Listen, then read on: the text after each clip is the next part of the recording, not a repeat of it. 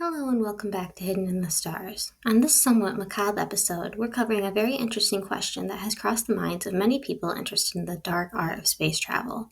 What happens if you die in space? On April 12, 1961, Soviet cosmonaut Yuri Gagarin became the first person to go to space when he was launched into orbit aboard the Vostok 1. For 108 minutes, he circled the Earth at speeds of 27,400 kilometers per hour. Humans have explored the space around us for 64 years. Of the nearly 700 explorers that have attempted the journey to space, how many do you think have died? A total of 21 people have perished during failed space travel.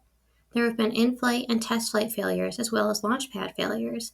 That means there's a fatality of roughly 3%. All of these deaths were absolute tragedies. But what happens if you die while you're in space and the rest of your crew survives? Astronomy.com is fairly straightforward with their answer. If someone died on what is called a low Earth orbit mission, like on the ISS, they say, quote, the crew could return the body to Earth in a capsule within a matter of hours. In a capsule? How interesting. If they died on the moon, it would take a little longer, taking a few days instead.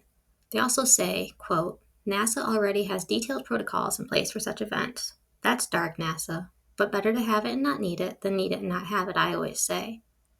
What if you died during a longer trip, however? It's most likely that the crew would have to preserve your body in a separate chamber. NASA even has special body bags. How spooky. Naturally, the controlled temperature and humidity inside the spacecraft would help to preserve the decomposition of your body. That's all pretty cool, but I know what you're thinking. Friendly YouTube astronomer, what if I ventured off into space without my spacesuit? Space.com covered that very well.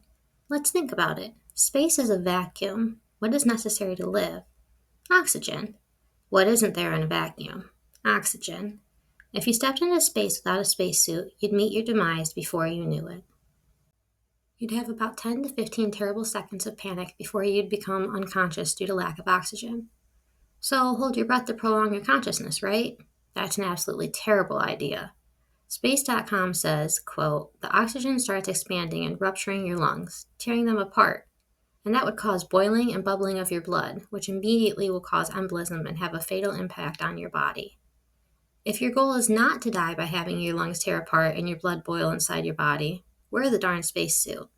Along with the inevitable problem of embolism and suffocation, there is the problems of extreme temperatures and radiation, as well as space debris.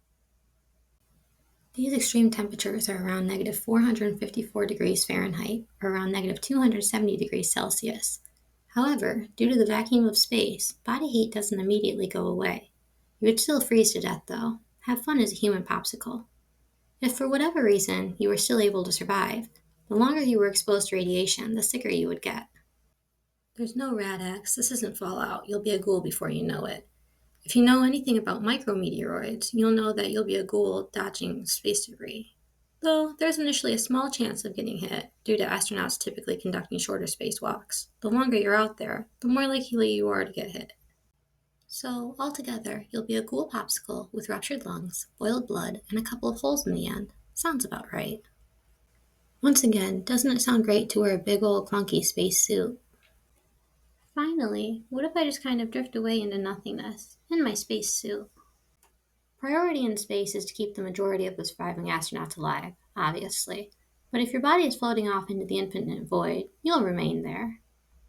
Astronauts wear devices called safers, which are like jetpacks which help propel them with mini bursts to where they want to go.